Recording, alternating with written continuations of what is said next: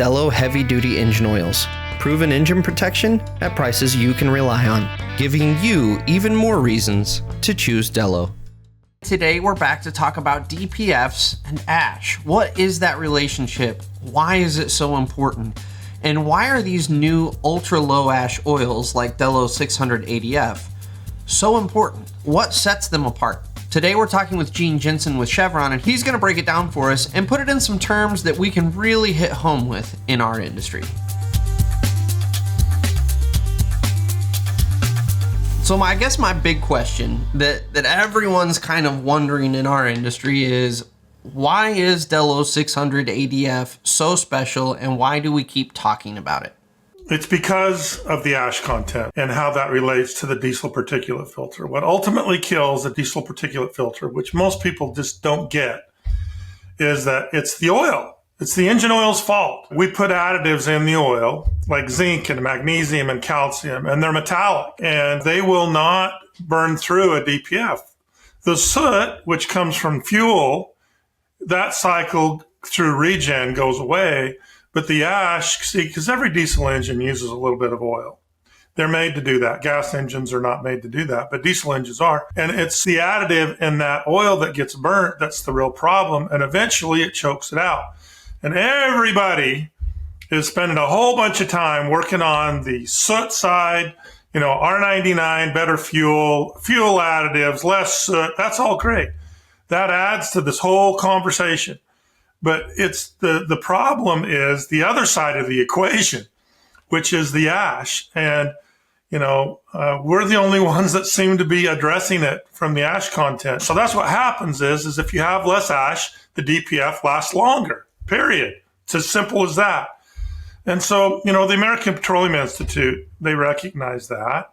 And so they're changing the spec. They're lowering the ash. But the thing, to answer your question that we're so different with is that even with the new spec, we are significantly lower at ash. We're way ahead of the curve on what this is. What that means to the customers is the DPF lasts longer. There's some other benefits that come along with that as well. Because there's less ash, the machine breathes better, and so they get better fuel economy. And I realize that you guys, I've been doing this 40 years, they don't really sometimes even track how much fuel goes through that big piece of yellow equipment. I get it. Right. But it turns out that it uses less fuel because, my stupid story, if that exhaust system's choked out, I have no personal knowledge of this, but, some of my buddies, they put potatoes in tailpipes. And the machine doesn't run when you put, if you want to have somebody's car die, you put it, because it can't breathe, right? Right. And so if it can't breathe, then, the performance goes away, but the fuel economy tanks. So what is all this? If you have less stuff in the tailpipe, plugging it up in the form of ash, things are better. Yeah. And it is interesting. So I've been talking with you folks at Chevron for multiple years now, and it is kind of interesting because I see the oil side of this now, and I grew up in this industry hearing the kind of on-the-job stuff side of it. And to kind of bring all of this full circle for everybody, we're told on the job, one of the worst things you can do for the machine is idle it. And yes, that's true because you're not getting those temperatures up enough that it's able to cook off that diesel particulate. And so one major problem of clogged DPFs on our job sites is excessive idle time. But I think the problem is, and to the detriment of the industry, that's all we've ever talked about is excessive idle time and not getting those exhaust temperatures up. And we've never really talked about where the true clogging is coming from. Because like you just addressed, I can cook all of that particulate, that soot off. That's going to go away when we do a good, healthy regen. We're going to burn it all out. But I can't think of a single time on a job site, or even when purchasing equipment, or Gene, to be honest with you, even selling equipment, I was never told about the ash component that's coming from the oil in those engines that is ultimately going to lead to that DPF clogging to the point that you have to take it off the machine and you have to service it. And so that's where I think there's this big misconception about what ash is. Yeah. So, and then maybe even a little bit more on that, is that, the soot comes and goes through regeneration. We've already said that. What happens is, as the ash builds up over time, it won't burn. Regen won't get rid of the ash. We've already said that. We'll say it again. But as that ash builds up over time, then there's less room for the soot to cycle. So then as you go through there, then you've got more and more and more often regens, to the point where at a certain point you're regenning so much, it's like, okay, it's not even worth it. Yeah, time to clean this out. But if you have less ash, you've got more room for a longer period of time in that DPF. And what you end up with is, well, first of all, the DPF lasts longer. That's one bucket. And the other bucket is all the while it breathes better. So you're getting better efficiency. You're getting more horsepower out of that machine, and it just works better. There's another thing you asked, what's different about this oil, is it's almost all synthetic. Now, we don't publish, the percentages, but it's very, very high percentages synthetic. It's a tough bugger of an oil. And so because of that, we're seeing long drain intervals as well. When I first started 40 years ago, everybody was changing oil at like 150 hours.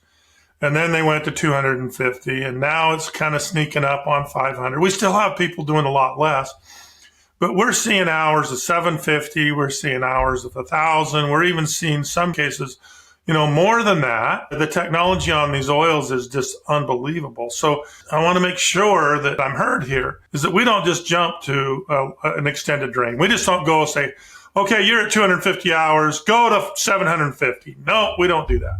What we say is, like, we want to do oil analysis. And so one of the things we're doing the first year that the customer's on this product is we're paying for most of the cost of, we're not paying for the shipping, but we're paying for the oil analysis itself, because we want to see how long it will go.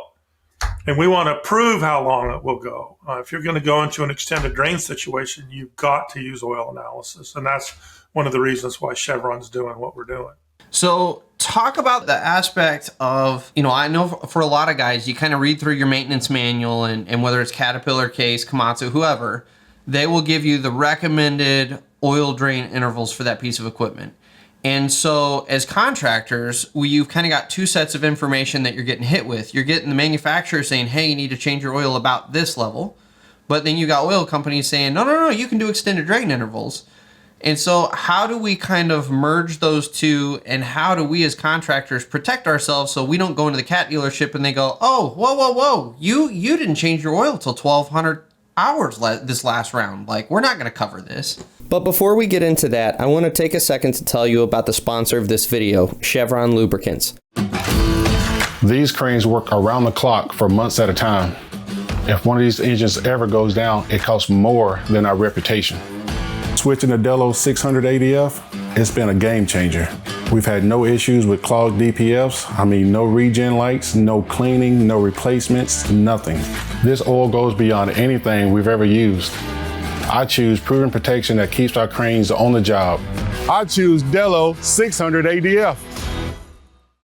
How do we as contractors protect ourselves so we don't go into the cat dealership and they go, oh, whoa, you didn't change your oil till 1,200 hours this last round. Like, we're not going to cover this.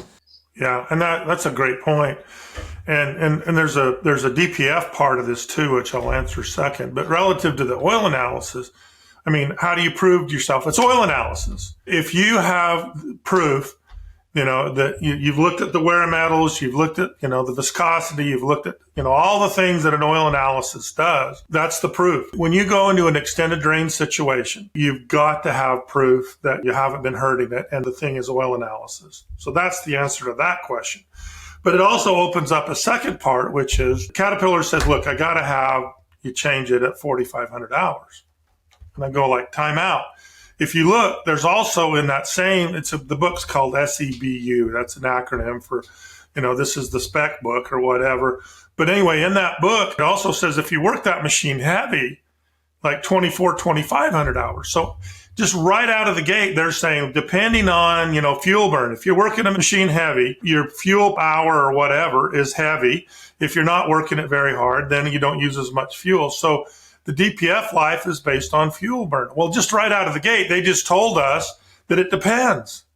It depends on, things. And so People confuse those numbers as a warranty. It's not. It's already a depend thing. That's just a recommendation. One of the things we go by is how often is it regenning? You know, if Caterpillar says that this machine's supposed to go 4,500 hours, in the case of Delo 600, you got 2.5 times less ash. So just doing straight math that I learned in my little town in Cedar City, Utah, is that when you divide, 1% sulfated ash, which is the current spec, by ours, which is 0.4, that you get 2.5. So boom, just right out of the gate, it's 2.5 times less. And just so straight math, if, Caterpillar says 4,500 hours, boom, you're well above 10,000 hours, 12, 14, whatever, 1,000 hours because you have less ash. So it's really dependent. And people say, no, Caterpillar says it's a warranty. No, Caterpillar says it depends. It depends.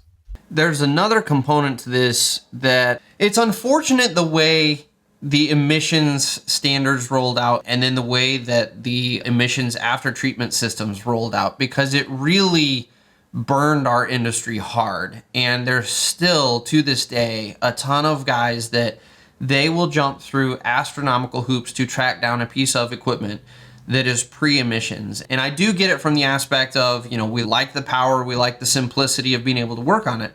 But the flip side of that is we're starting to move into a time where that's no longer an option. You can't go find that just mint condition 1996 excavator that you've been chasing the last 10 years. It doesn't exist anymore. And I think there's a lot of the industry that's really scared of these after treatment systems because of all of the stuff that happened very early on. And what guys aren't putting together is, first of all, the after treatment systems have come a long way. And just as a whole, you don't see the issues that you used to. But then if you take it a step further and you spend the money on an oil like Delo 600, you're kind of taking out of the equation that DPF maintenance. Because, as you just said, if CAT's recommending about 4,500 hours, well, if we're going 2.5 times that, now you're talking over 9,000 to 10,000 hours on that machine before we even have to start thinking about some sort of a DPF maintenance situation. And there's a lot of contractors that are flipping their equipment before that's ever an issue.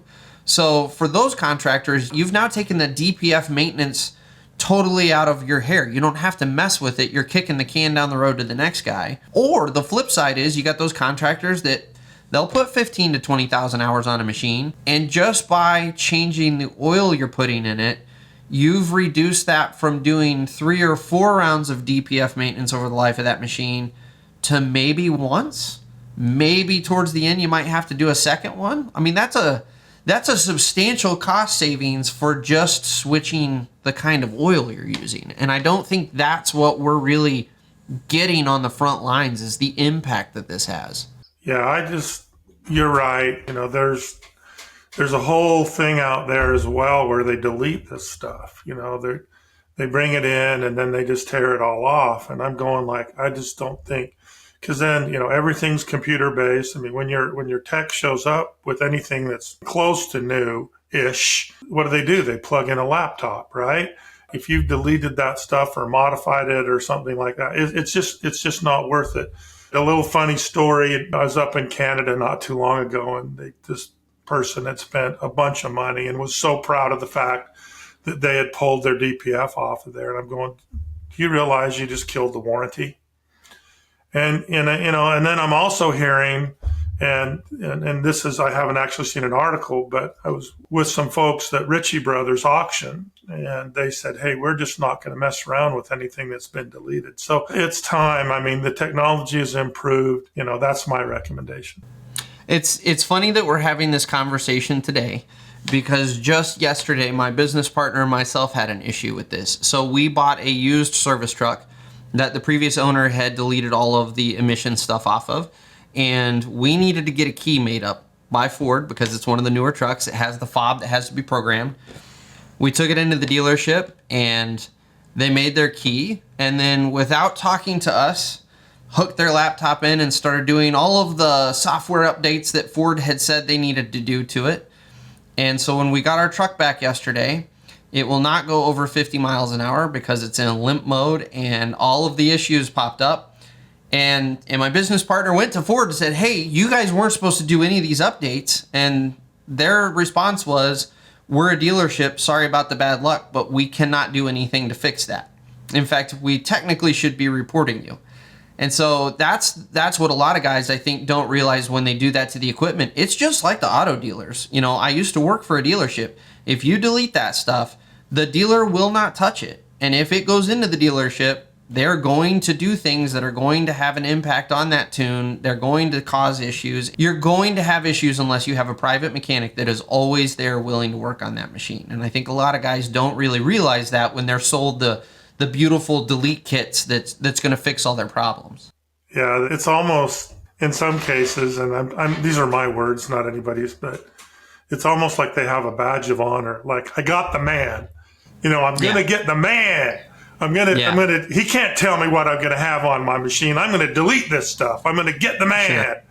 And, you know, I get that attitude, but I think it's going to hurt you. I do. Ultimately, you're causing more headaches for yourself. Yeah, just like you yesterday. Yeah, right. So you're gonna have to go.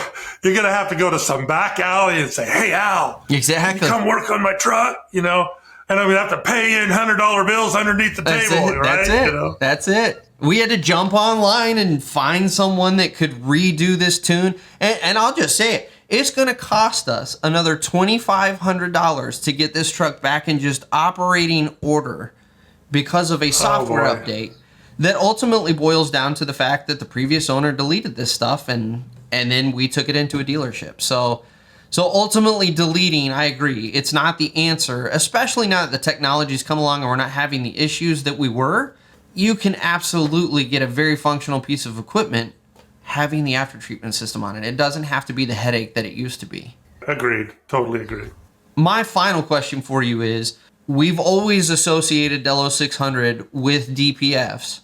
Do engines without DPFs get the same benefits from the oil as engines with DPFs? Okay, to be honest with you, if it doesn't have a DPF, then the extension of the DPF life doesn't apply. Doesn't matter, right? Now, the drain intervals is a real thing, okay? Yep. This is highly synthetic. This is tough. The additives are tough. The wear is less. The longevity is there. All those things we kind of alluded to here. They totally get that. But everything relative to the DPF and breathing better and all that, if there isn't one, then it's not. But what we see is customers that they've got DPFs and they don't, okay? They have both. And so they want a product that does both. And so we do it there. Now, I'm going to say one other thing here that comes in is that every once in a while, and I don't know if this applies, but we're seeing some CNG sneak in, right? The compressed natural gas, where they're worried about emissions, especially in trucking, especially on the trucking side. This passes the Cummins. It was a lot of work to pass that test, but it passes the Cummins natural gas. So you can use this in pre-DPF, you can use it in DPF units, and you can also use it in natural gas units. So it's something that's very different there. But your point is well taken, is that if they don't have a DPF, then the benefits that we talk about with the DPF apply, because it's not there. It's just not there. Yeah. Well, you kind of headed me off at the pass, because ultimately where I was kind of going with that is, if I've got machines with DPFs, but I also have machines without DPFs, you're still getting, just to reiterate, the drain interval advantage, that synthetic advantage. You just don't get the additional benefits. And really where this true benefit comes from is that extension on the DPF service life. You're not going to get that benefit because, like you said, there is no DPF. You don't have that restriction. Yeah, and also, in all honesty, is this product, I mean, it's mostly synthetic, and it's, you know, the additives are super tough. It's more expensive. We're not going to talk price here, but it's more expensive. And so we have found, you know, we've got 3 buckets that we talk about that this addresses: the DPF, which we spent most of the time on today, the drain intervals, which we spent some time on, and then also the fuel economy. And different people are paying attention to different one of those, but each one of those independently will more than pay for the price difference in the oil. So, you know, customers aren't going to buy this. They never buy this unless they're proved that they can save some money. Yeah. And when we do what we call a value model, is we look at, like, What are you doing? What's your cost? What are your change intervals? Da da da da da. But we pump out a value model, and in every case, the value model's positive. I've never had a negative one, and it's positive if you only look at one bucket, and if you look at two buckets or three buckets, then it's substantially different. So, Bryan, nobody is talking about the real problem here, which is we've got DPFs. They're not going away. Everybody's trying to work on fuel. And API is making a little bit of a move. When they go to the new spec, the PC12, they're going to move a little bit in our direction, but not nearly as far as we already are, because the real direction is the ash and what it's doing to the DPF. Yeah. Well, Gene, thank you so much for all of this. This has been really informative, and I think out of all of the conversations we've really had on this topic, I feel like this is the most relatable and organic conversation that kind of brings it down to my level as a contractor, if you will. So I do really appreciate you chatting with us today. Well, thank you again for Gene coming on the show to really hammer home why this is such an important topic and why we continue to talk about the relationship between DPFs and ash. As always, I hope this helps you in your business. We'll catch you on the next episode of The Dirt.